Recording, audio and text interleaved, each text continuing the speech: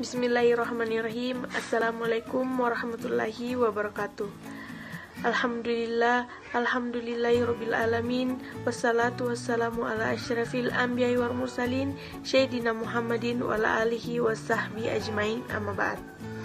Perkenalkan, kami dari kelompok 6 ingin mempresentasikan hasil diskusi kami tentang kebijakan fiskal. Perkenalkan, nama saya Alfitra R, NIM 1992-14-2012 sebagai moderator dan pemateri ketiga. Perkenalkan, nama saya Fatur Reski, NIM 1992-142004 sebagai pemateri pertama. Saya Kurnia Prabawati dengan NIM 1992-140003 sebagai pemateri kedua. Saya Nikmatul Atiyah, NIM 1992-14006 sebagai pemateri keempat. Saya Muhammad Yasin Nurikoriantama, NIM 1992-141009 sebagai pemateri kelima. Langsung saja saya persilahkan kepada pemateri pertama untuk membacakan materinya.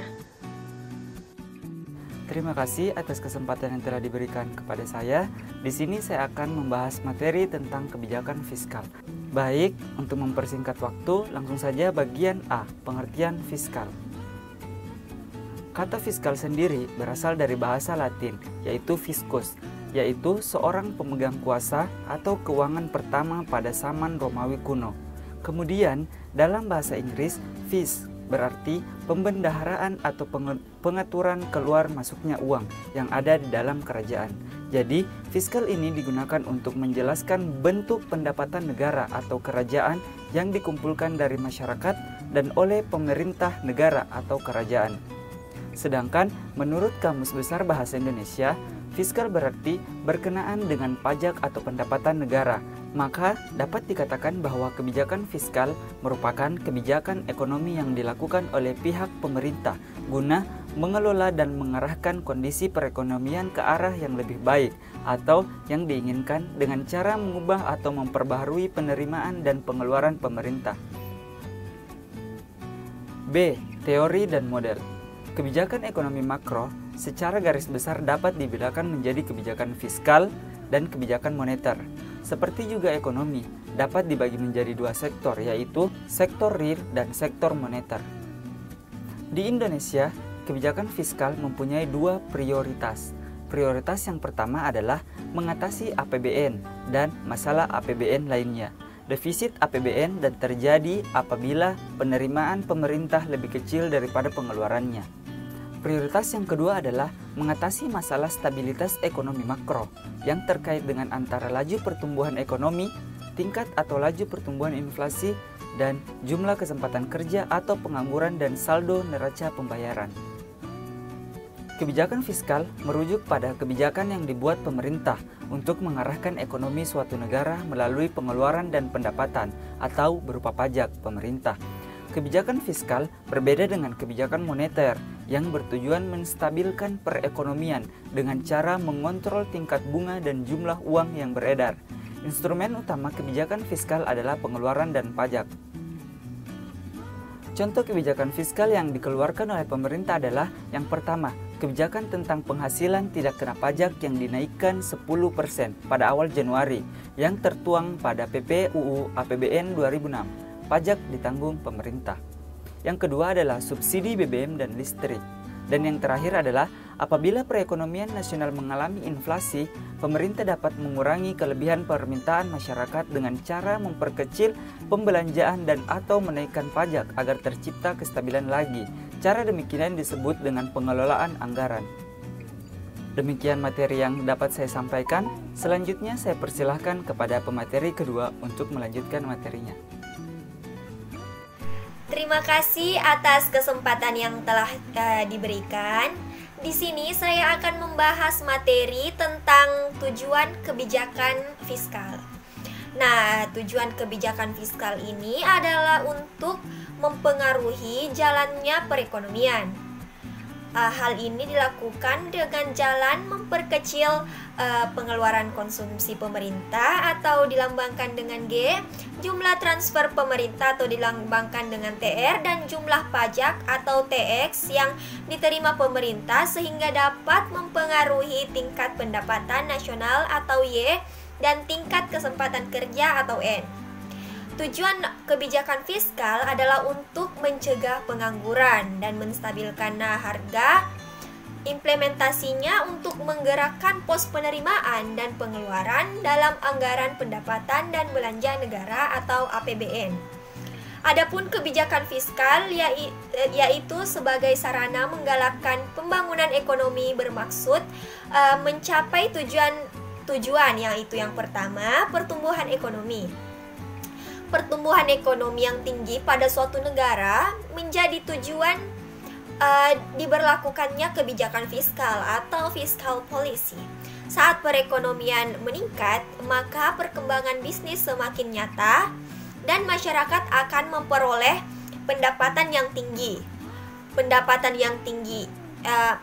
masyarakat yang tinggi inilah menjadi tolak ukur kesejahteraan bangsa secara keseluruhan.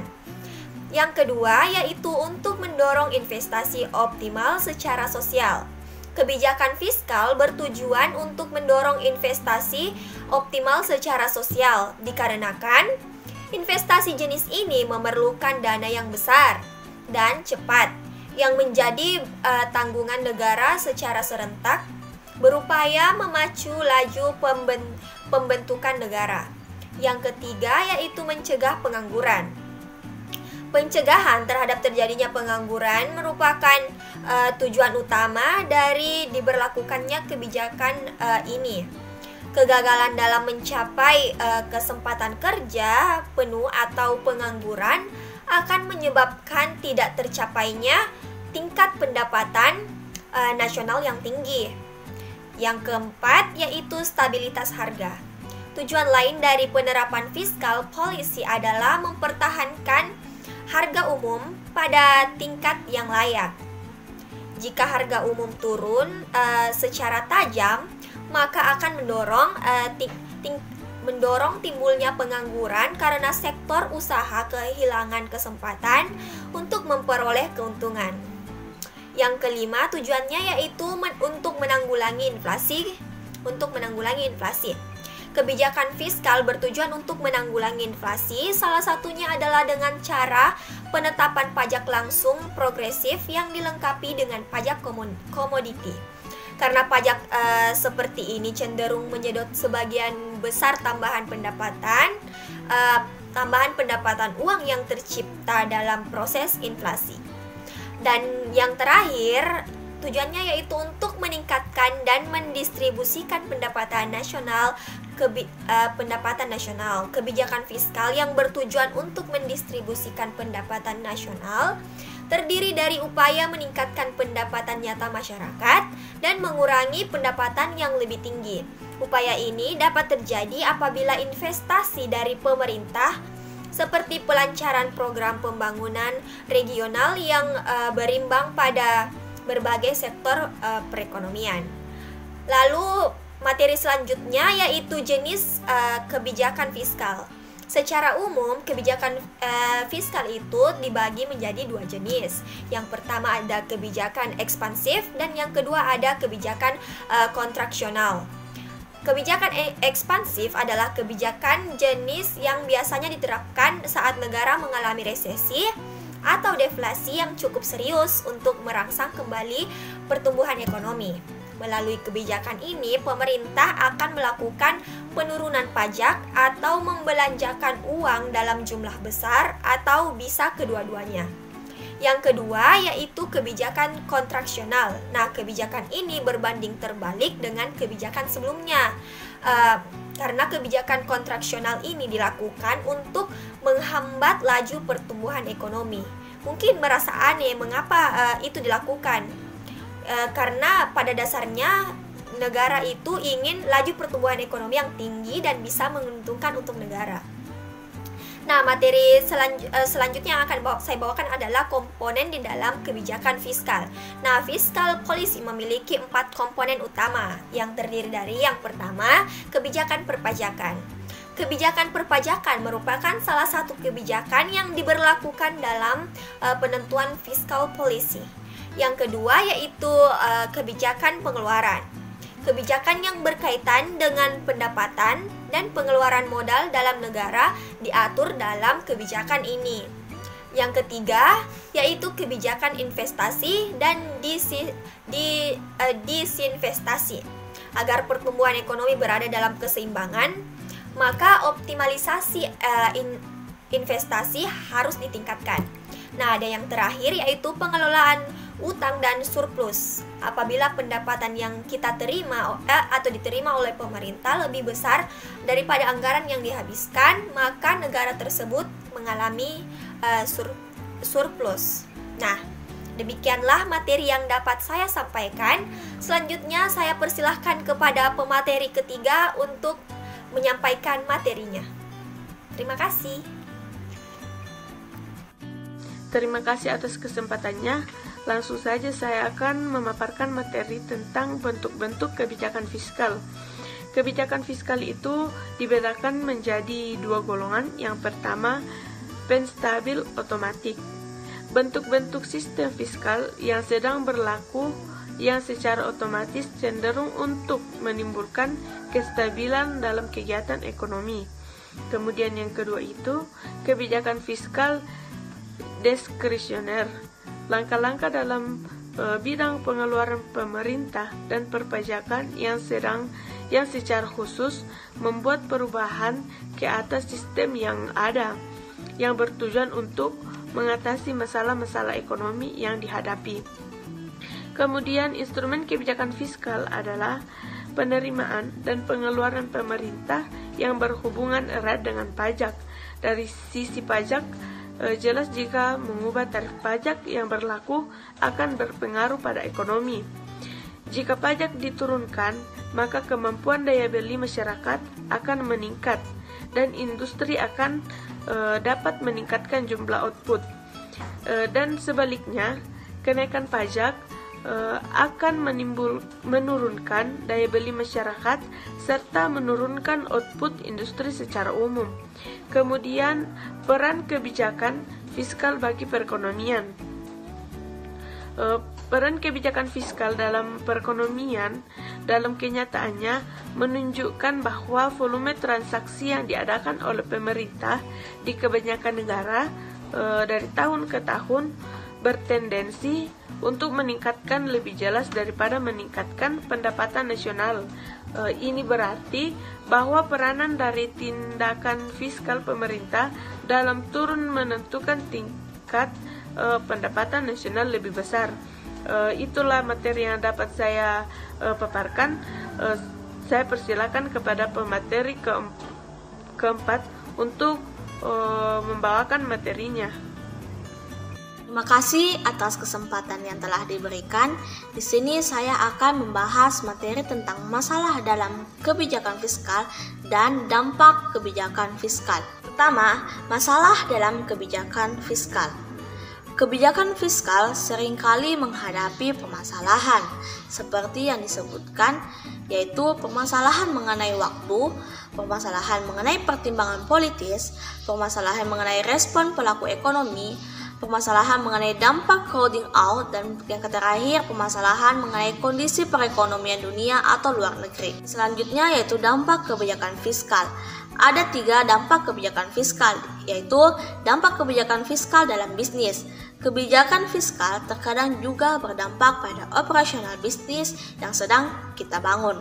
Misalnya, dengan kebijakan peningkatan pajak, untuk mengantisipasi dampak negatif dari kebijakan ini, ada baiknya kita melakukan perencanaan finansial pada bisnis dengan pembukuan yang benar dan sesuai standar.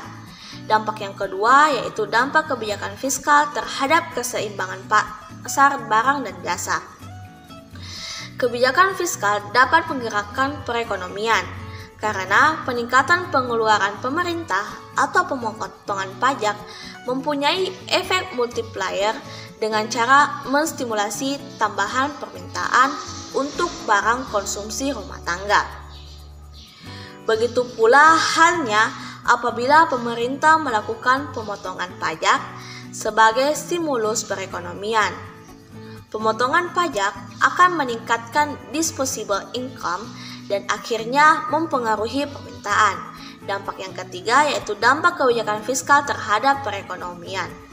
Pengaruh kebijakan fiskal terhadap perekonomian bisa dianalisa dalam 2 tahap yang berurutan, yaitu yang pertama, bagaimana suatu kebijaksanaan fiskal diterjemahkan menjadi suatu APBN, dan yang kedua, bagaimana APBN tersebut mempengaruhi perekonomian. APBN mempunyai 2 kategori, yaitu mencatat pengeluaran dan penerimaan. Kebijakan anggaran pemerintah dahulu sebelum mengharuskan kebijakan anggaran berimbang.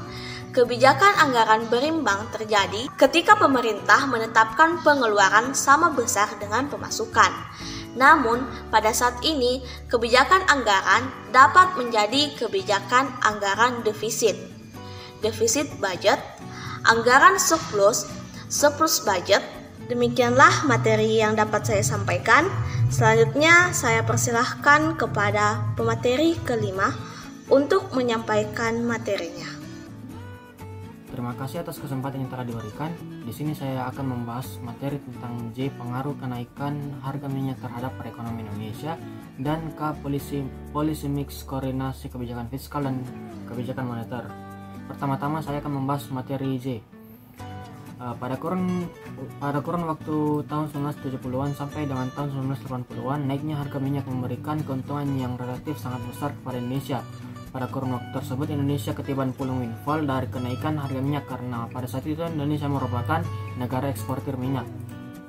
Kenaikan harga ini mampu mendongkrak jumlah pundi-pundi devisa negara sehingga pada saat itu untuk sementara keadaan terselamatkan, yaitu anggaran negara Indonesia.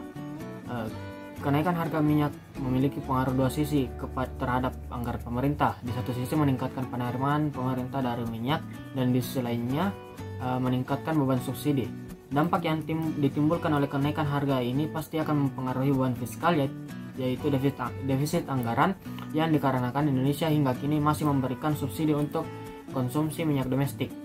Dampak lain yang timbul adalah disparitas harga BBM bersubsidi atau premium dengan Pertamax yang begitu tajam akan berpeluang mengganjal program penghematan BBM bersubsidi.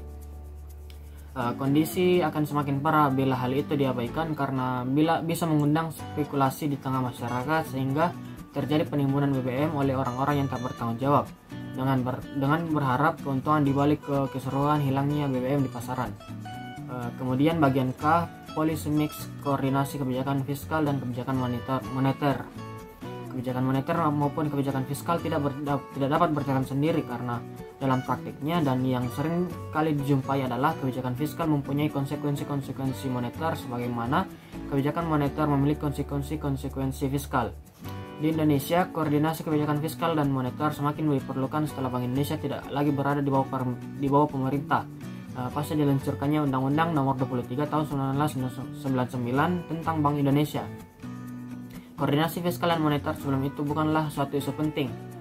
Dengan adanya Dewan Moneter di mana Menteri Keuangan sebagai pimpinan yang juga membawahi otoritas moneter Bank Indonesia. Untuk mencapai tujuan kebijakan makro secara optimal, biasanya diterapkan policy mix atau bauran kebijakan yang terkoordinasi antara satu kebijakan dengan kebijakan lainnya. Pengertian optimal di sini adalah pencapaian tujuan antar kebijakan dapat terkoordinasi sehingga tidak menimbulkan dampak yang kurang menguntungkan bagi pencapaian tujuan kebijakan ekonomi makro secara keseluruhan. Salah satu contoh penerapan bauran kebijakan yang banyak dikenal adalah bauran kebijakan fiskal moneter atau monetary fiscal policy mix. Demikian materi yang dapat saya sampaikan. Selanjutnya saya kembalikan kepada moderator. Itulah tadi materi terakhir dari kelompok kami. Kesimpulan dari materi ini adalah kebijakan fiskal adalah kebijakan yang dibuat pemerintah untuk menggerakkan ekonomi suatu negara melalui pengeluaran dan pendapatan berupa pajak pemerintah.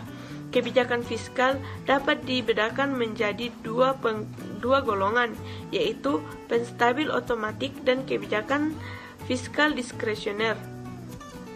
Jika dilihat dari perbandingan jumlah penerimaan dan jumlah pengeluaran, kebijakan fiskal dapat dibedakan menjadi 4 jenis, yaitu kebijakan anggaran seimbang, kebijakan anggaran defisit, kebijakan anggaran surplus, dan kebijakan anggaran dinamis. Tujuan kebijakan fiskal adalah untuk mencegah pengangguran dan menstabilkan harga. Implementasinya untuk menggerakkan pos penerimaan dan pengeluaran dalam anggaran pendapatan dan belanja negara atau APBN. Pengaruh kebijakan fiskal terhadap perekonomian bisa dianalisis dalam 2 tahap yang berurutan, yaitu bagaimana suatu kebijakan fiskal diterjemahkan menjadi suatu APBN dan bagaimana APBN tersebut mempengaruhi perekonomian. Mungkin itulah materi dari kelompok kami. Kurang dan lebihnya mohon dimaafkan. Wabillahi taufiq wal hidayah. Assalamualaikum warahmatullahi wabarakatuh.